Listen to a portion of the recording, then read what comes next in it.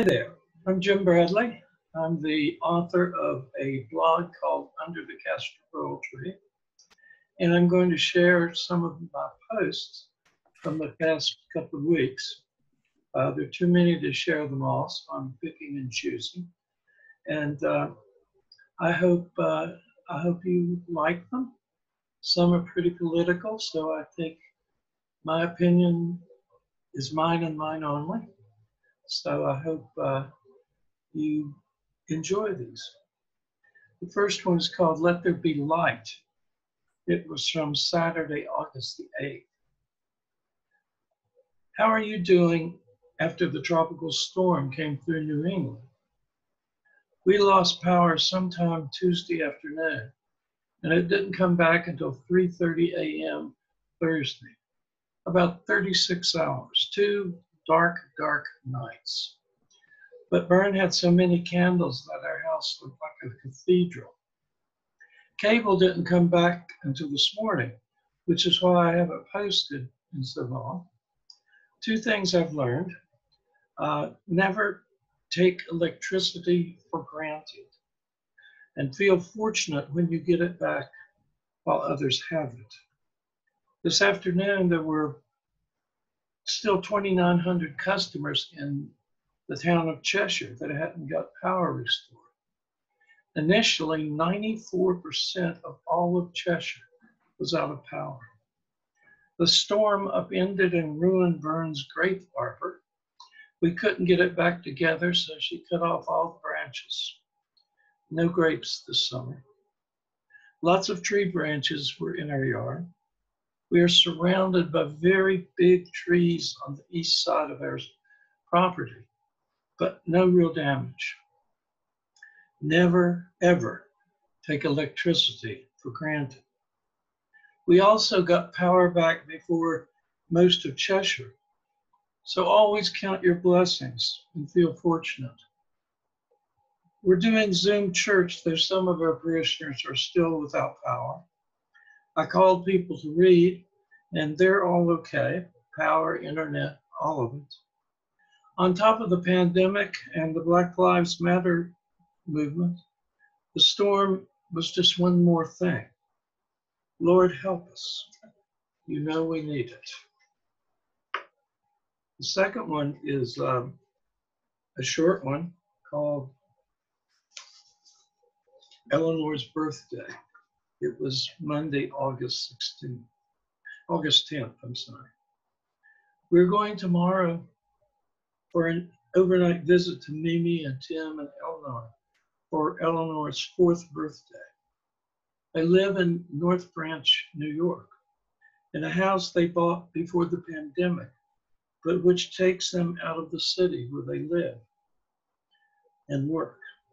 Mimi goes into New York City once a week or so. Tim never does. He works for an internet company and all he needs is a computer to work.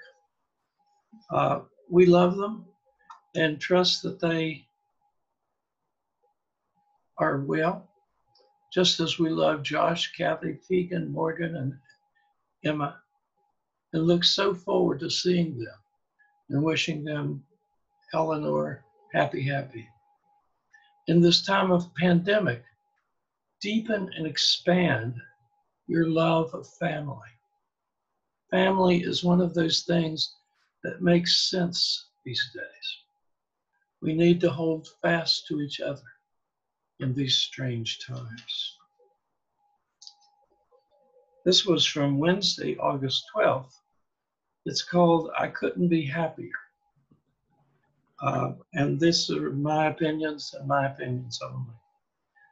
It's not just the visit to Mimi and Tim and Eleanor that makes me happy tonight, though that was priceless for Eleanor's 4th birthday. She had a unicorn cake that cost $70, which shocked me greatly until Mimi told me it would have cost $150 in New York City. North Branch is so peaceful and calm. Tim loves it. Mimi misses the city and goes into her office every week or so. She went this morning before we left.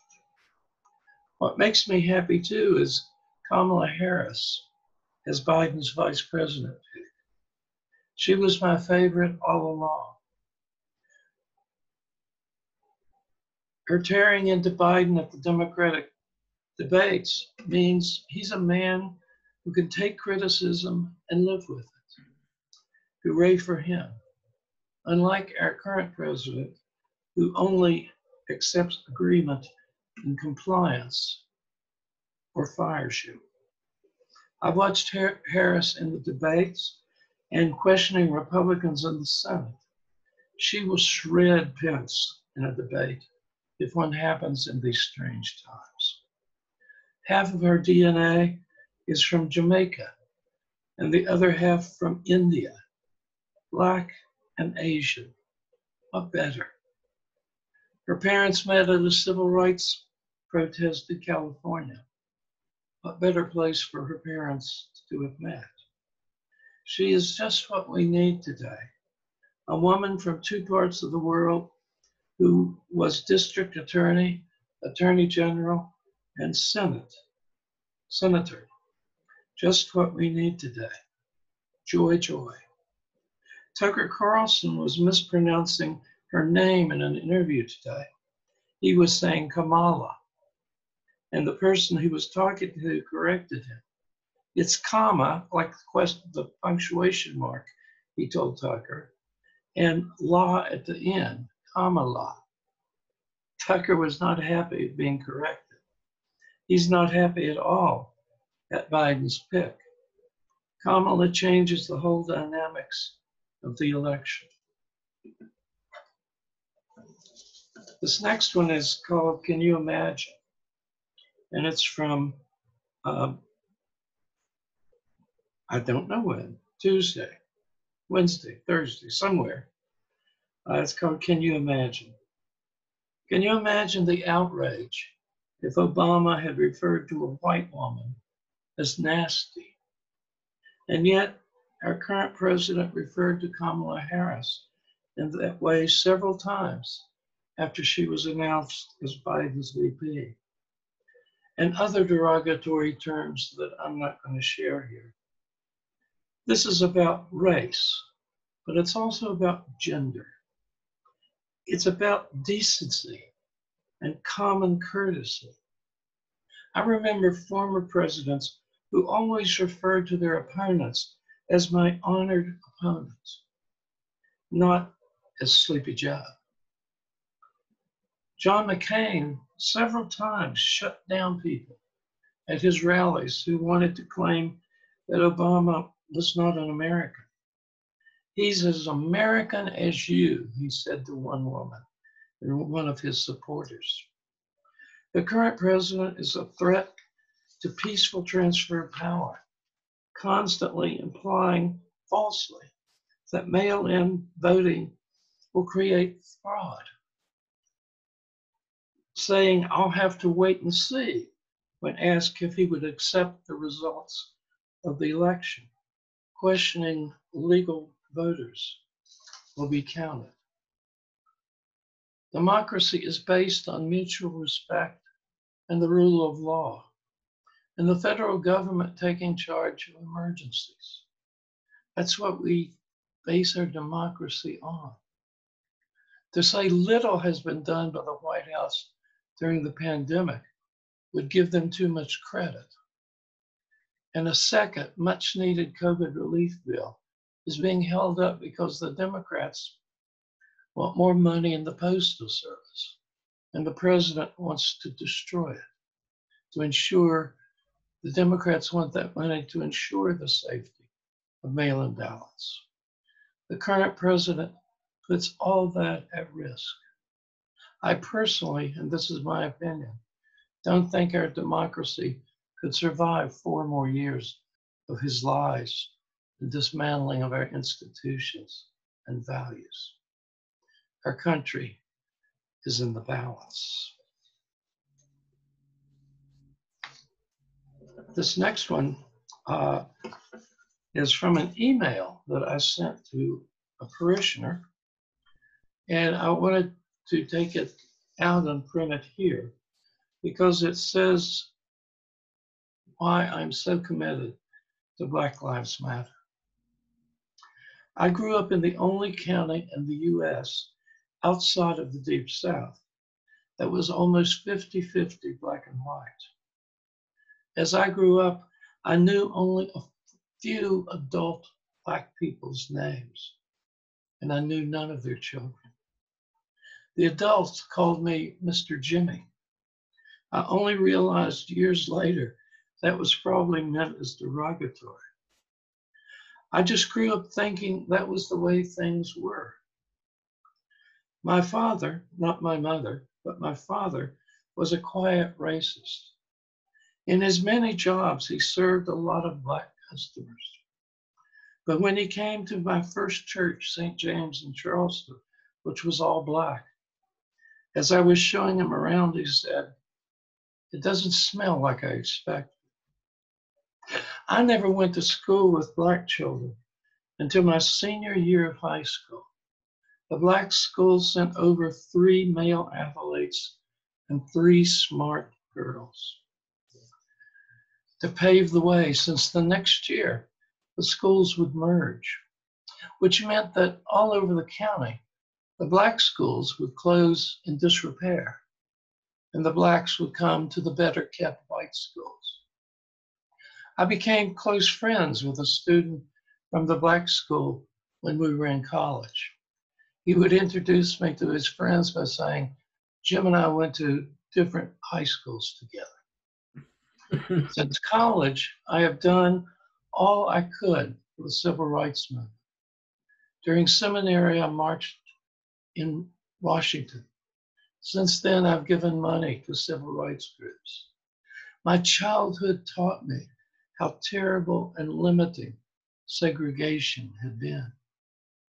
As a young priest, I went to St. James in Charleston, a Black parish.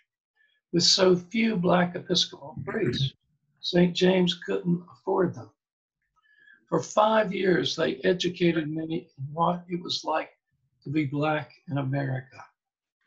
The senior warden, a man who had served in the army as a colonel, showed me the turban he wore traveling through the South. He was light-skinned, and wearing the turban meant he could get a room in a hotel. Disgraceful that he had to do that. Most of the members of St. James worked or taught at a local previously all-Black college. It was the most educated congregation I ever served. Yet they faced discrimination daily. It outraged me. The other 2 churches I served, St. Paul's in New Haven and St. John's in Waterbury, both had large minority groups. An important member of the cluster was baptized in St. Paul's, not by me, but members of his extended family were there when I was. St. John's had a huge extended family of island Blacks. I would always wait for the moment when the new seminarian would ask me why so many of the Black people in the congregation sat together. I would say, "What if they all had red hair and freckles?" Then they'd get it. That family all dressed up formally for church. The little girls wore gloves and hats. The little boys, suits and ties. That family of over 50 people took me in and made me an island white, with food and drink and jokes about the islands. So as you can see, my entire full-time ministry was surrounded by people of color, including a Hispanic congregation in Waterbury of over 100 that required a Spanish-speaking assistant. Given my segregationist upbringing, my commitment to civil rights is bone deep. I hope you can understand where I come from and why I care about Black Lives Matter. And finally, in a little lighter vein, though it gets a little dark at the end, It's from Friday, August the 14th, and it's called In a Box. I put the, it's on a roller. Vern does FaceTime on her phone with Eleanor every weekday. Today, Eleanor put her dad's tablet in a box and shut the top. Vern was in the dark. These days, it feels like that to me. I'm in a box. Part of it is good. I'm safe from the virus out there. Yeah. The other part isn't good. The roller cart, and then he just put it The on. president creates an alternative reality, and I have no access to the truth except around the edges where the light comes through. Schools shouldn't open. It's not safe. The economy shouldn't open. It's not safe. Right. The Israeli United Arab Immigrants peace deal serves the Middle East, according to Jared, but it really doesn't. The post office changes are for the best, according to the president. All is well. Kamala Harris is nasty all the time. But the light that seeps in tells me all that the president is saying are lies. Things are not well. Our democracy is in peril. The only hope, the only way to open the box is to have Joe Biden elected president. This was my opinion only. I'm Jim Bradley, author of the Under the Castor Oil Tree, and I hope you enjoyed those posts, and I hope to see you again soon. Thanks so much for watching.